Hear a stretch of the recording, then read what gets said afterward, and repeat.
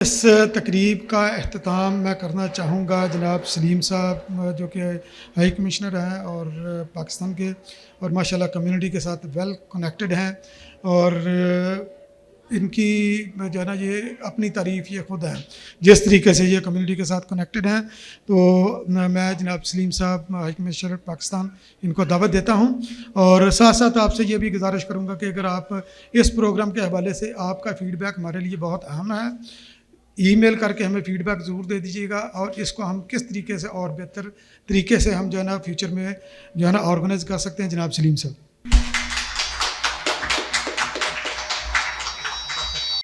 रहीम rabbi शरह ली सदरी वयस्सिर ली अमरी वहलुल उक़दतम मिन लिसानी यफ़क़हू क़ौली। मोहतरम ख़वातीन व हज़रात, अस्सलाम वालेकुम। आज हम यहाँ 8 नवंबर को यौम इक़बाल 9 नवंबर 1877 के निस्बत से जमा हुए। अल्लामा डॉक्टर मोहम्मद इक़बाल आलम इस्लाम के लिए 19वीं सदी में एक मुअल्लिम, वली, आलिम, मुबल्लिग, मुफस्सिर के तौर पे अल्लाह ने उनको दुनिया में भेजा। ये वो ज़माना था जब आलम इस्लाम तकरीबन अपने ज़वाल पे था।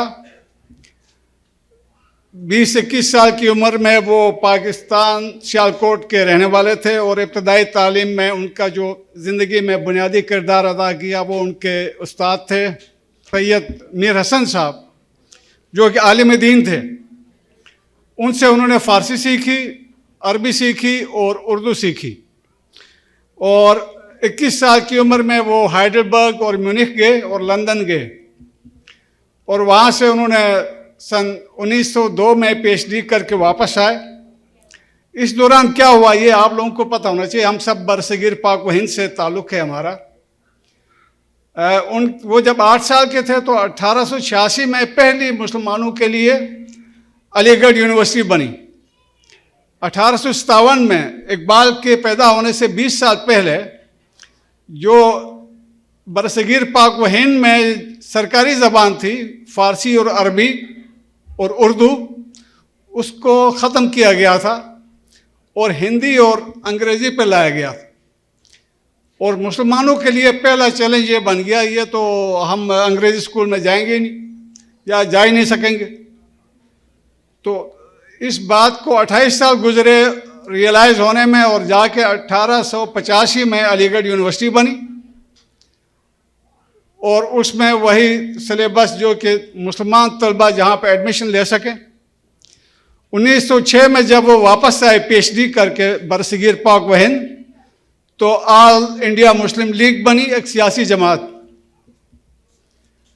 और इस दौरान जो उनको उनके उस्ताद सैयद मीर हसन साहब ने पढ़ाया था, उसको जब जाके उन्होंने अमली मुशाहिदा किया यंग यूनिवर्सिटी स्टूडेंट के तौर पे, मुझे ये एजाज़ हासिल है कि मैं हाइडेलबर्ग उस यूनिवर्सिटी में भी गया हूँ जहाँ पे उन्होंने पढ़ा था। मैं म्यूनिख जर्मनी में म्यूनिख सिटी में जहाँ से उनको पीएचडी मिली उस यूनिवर्सिटी में भी गया हूँ। और वहाँ पे एक हमारा हाइडेलबर्ग में अभी भी इदारा है साउथ एशिया स्टडी सेंटर। तो जर्मनी ने अपना दारुल खिलाफा चेंज किया, ईस्ट जर्मनी वेस्ट जर्मनी जब यूनिफाई हुआ तो जब बर्लिन दोबारा दारुल खिलाफा बना तो हमने वो सीट लाके हम्बोल्ट यूनिवर्सिटी बर्लिन जर्मनी में है। अभी भी वहाँ से पाकिस्तानी एक प्रोफेसर उस सीट पे हुकूमत पाकिस्तान की तरफ से आता है और वो साउथ एशियन स्टडीज़, उर्दू, इकबालियात, पाकिस्तान स्टडीज़ ये सब पढ़ाया जाता है। तो इकबाल साहब की जब ज़िंदगी अमली ज़िंदगी में आए 1906 में जब मुस्लिम लीग बनी, उसके बाद 1914 में पहली वर्ल्ड वॉर शुरू हुई और 1922 में खिलाफत उस्मानिया ख़त्म किया गया जंग अज़ीम अव्वल के ख़ात्मे के फ़ौरन बाद। और 1930, 31, 32 में बरसगीर पाक व हिंद के मुसलमानों के सियासी मुस्तकबिल के लिए गोल मेज़ कॉन्फ्रेंस हुई 3 लंदन में। और इकबाल साहब ने वो तीनों कॉन्फ्रेंसों की न सिर्फ वो खुद हाजिर थे बल्कि उनकी सदारत भी की। इस दौरान आपको साथ अल्लामा इकबाल के साथ मोहम्मद अली जिन्ना बानी पाकिस्तान, उनके भी ज़िंदगी का सफ़र तकरीबन साथ शुरू होता है। वो 1976 में पैदा हुए, इकबाल से 1 साल बड़े थे उम्र में। ये दोनों हम उम्र थे। इन्होंने बैरिस्टर बने जाके लंदन से। मोहम्मद अली जिन्ना साहब और इकबाल साहब वो एक फ़िलासफ़र बने। तो इन्होंने जो मुसलमानों की बरसगीर पाक व हिंद में जो उनका जो सियासी मुस्तकबिल है उसका सफ़र, उस पर सोचो विचार, उस पर लोगों को आगे लाना, ये काम उन्होंने मिल के किया। और मोहम्मद अली जिन्ना 1906 में मुस्लिम लीग, उन्होंने भी उसमें शमूलियत इख्तियार की। वो कांग्रेस के साथ भी रहे। 1916 में जाके जब मोहम्मद अली जिन्ना को ये पता चला कि ये तो सिर्फ एक और एजेंडा पे काम कर रही है कांग्रेस, तो उन्होंने सिर्फ मुस्लिम लीग की सदारत संभाली। 1922 के बाद जब मुसलमानों के हालात ज़्यादा नागुफ्तबह हुए तो आपको याद होगा 1928 में नेहरू निकात आए। 1929 में उसका उन्होंने जवाब दिया कायद आज़म ने कि how to make things better. जब बात नहीं बनी, अंग्रेज़ साम्राज्य था, तो बहुत सारे हमारे मुसलमान भाई इतने वोकली सपोर्टिव नहीं थे विद मोहम्मद अली जिन्ना कायद आज़म। तो वो छोड़ के लंदन गए। उन्होंने कहा मैं बैरिस्टर हूँ, मैं अपना लॉ प्रैक्टिस करूँगा। अल्लामा डॉक्टर मोहम्मद इकबाल का ये कंट्रीब्यूशन है कि एक पीएचडी, एक लॉयर, बैरिस्टर, और वो उस ज़माने में भी कायद आज़म मोहम्मद अली जिन्ना पूरे बरसगीर पाक व हिंद में सबसे महंगे वकील थे। तो वो वापस चले गए लंदन अपनी प्रैक्टिस करने के लिए। तो अल्लामा डॉक्टर मोहम्मद इकबाल का जो अमली काम है ना पाकिस्तान के ऊपर फेवर, वो ये है कि he was the only person who was able to bring Quaid Azam Mohammad Ali Jinnah back from London. चूँकि वो 7 साल लगे बीच में, 1935 का नया आईन बना बरसगीर पाक व हिंद के लिए। 1937 में इलेक्शन हुए और उस इलेक्शन में जो मुस्लिम अक्सरियत इलाके थे उसमें सिर्फ मुसलमान कांग्रेस अपना ऑल इंडिया मुस्लिम लीग के कैंडिडेट जीते, और जो हिंदू अक्सरियत के सूबे थे वहाँ पे सारे कांग्रेस जीती।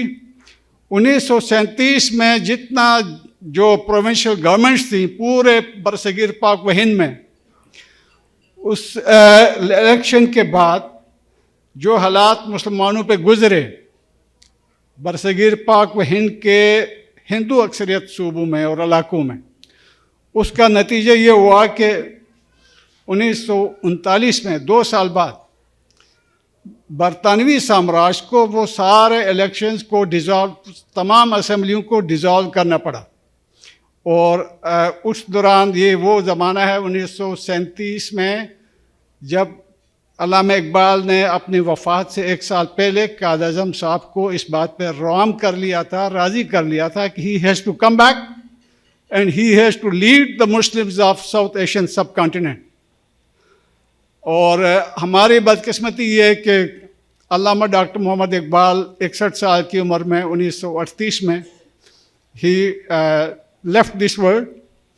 लेकिन हमारी खुशकिस्मती ये है कि बाइदन कायद आज़म मोहम्मद अली जिन्ना साहब ने वापस आके पार्टी की सदारत संभाली। 1940 में करारदाद पाकिस्तान पास हुई और 7 साल के बाद हमें एक आज़ाद मुल्क मिला जहाँ पे आज हमारे पास अल्लामा इकबाल ओपन यूनिवर्सिटी है। तो अल्लामा इकबाल का जो basically he was a philosopher, he was a thinker, he was a मुफस्सिर कुरान। जो कुरान शरीफ की जो शायराना ज़बान में तफसीर है ना, वो पिछले 500-600 सालों में रूमी और उनके बाद वो आपको सिर्फ अल्लामा इकबाल की शायरी में मिलती। तो मैं इतना आलिम फाजिल आदमी नहीं हूँ, लेकिन जो उनका पैगाम था that was message of action. और एक्शन ये था, ये देखें, दो बंदों ने पॉलिटिकल एक्टिविज्म, और उनका आपके साथ ताल्लुक क्या है? आपके साथ ताल्लुक ये है कि they were both Muslims from South Asia, they had political acumen, they had lived abroad, studied abroad, worked abroad, and went back and contributed, because of which today Bangladesh, Pakistan, दो आज़ाद रियासतों के तौर पे दुनिया के ख़त्ते में मौजूद हैं। क्योंकि 1857 में जब बरतानिया ने आके कब्ज़ा किया तो उस वक्त 623 रियासतें थीं, छोटी छोटी। लेकिन 1947 में जब वो चले गए तो पूरे उस खत्ते को दो मुल्क बने, और इसमें हमारे लिए जिन लोगों ने काम किया वो कायद मोहम्मद अली जिन्ना और अल्लामा डॉक्टर मोहम्मद इकबाल थे। आपके लिए मेरी रिक्वेस्ट यह है कि one person can make such big difference. और आप लोग 21वीं सदी में हैं, आपके पास दुनिया भर की खबरें आपके मोबाइल पे आपके हाथ में हैं। ये मेरे तमाम कम्युनिटी इंगेजमेंट्स में मेरा ये पैगाम रहा है कि भाई please do not under estimate your self. One person can make so much contribution. ये देखें, जिनका हम दिन मनाने आए हैं, he was born in a remote place in Sialkot, लेकिन आप लोग सारे कलाम इकबाल आपके घरों में, मैंने जिनके भी घरों में गया हूँ, you have big libraries, big collection of good books. और जिनको बुक्स चाहिए, पाकिस्तान हाई कमीशन के डोर्स ओपन हैं। जो किताब हमारी लाइब्रेरी में नहीं है, हम आपको 1 महीने के अंदर पाकिस्तान से मंगवा के देंगे।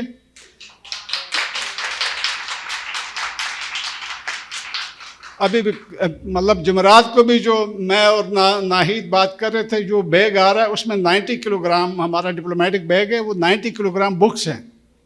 और ये पिछले 1 साल में जब से मैं इधर हूँ, ये हमारा 4थी कंसाइनमेंट है। हमने अपने पास रखी नहीं है, हमने यूनिवर्सिटियों को भी भेजी है, काउंसलेट्स में भेजी हैं, और कम्युनिटी को पता होना चाहिए कि we have a good collection of library and we will be able to provide you all books. हमने आपके बच्चों के लिए उर्दू पढ़ने सीखने के लिए उर्दू एज ए बिगिनर कायदे भी मंगवाए हैं, और वो कायदे हमने काउंसलेट मॉन्ट्रियल, वैंकूवर, टोरंटो को भी भेजे हैं, हमारे पास भी हैं। और जिसको भी पाकिस्तान, इस्लामियात, Quaid Azam, Allama doctor Mohammad Iqbal, Pakistan history, South Asian history, जिसको भी जो रिसर्च चाहिए हो, पोइट्री में, पोज में, किसी भी तफसीर कुरान, तर्जुमान Quran, whatever you need, we are there to help you.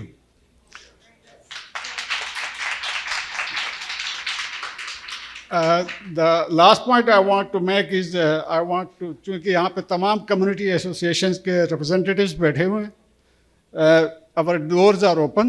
हमारी टीम हम बदलते रहते हैं, 3-4 साल हमारा रूटीन टाइम है। whosoever is in the high commission, we are at your disposal। और जब भी आपने कोई भी इवेंट करना हो, आपको वेन्यू का मसला हो, मेन्यू का मसला हो, फाइनेंसिस का मसला हो, या प्रोग्राम का मसला हो, we are at your door steps. We will financially contribute, we will guide you,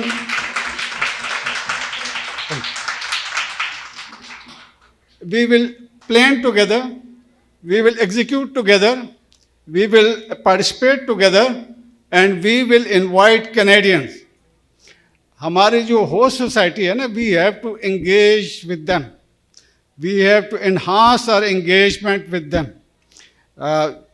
अब ज़्यादा इससे मज़ीद आप लोग सब पढ़े लिखे और माशाअल्लाह 3-3, 4-4 मुल्कों में रहे हुए हैं, इससे ज़्यादा मैं नहीं कहूँगा कि हमारी engagement with the host government, federal, provincial, local, city council level तक, लोकल काउंसिल लेवल तक हमारी इन्वॉल्वमेंट, हमारा contribution it has to be improved.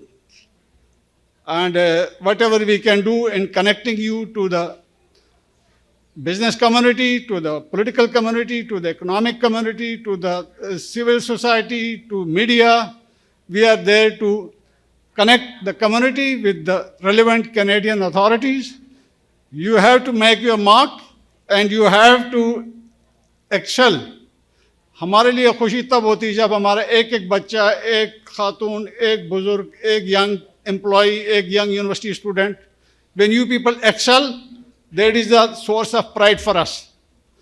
So we want you to succeed like Iqbal did, like Muhammad Ali Jinnah did. They went abroad, they studied abroad, and then they contributed. Thank you very much.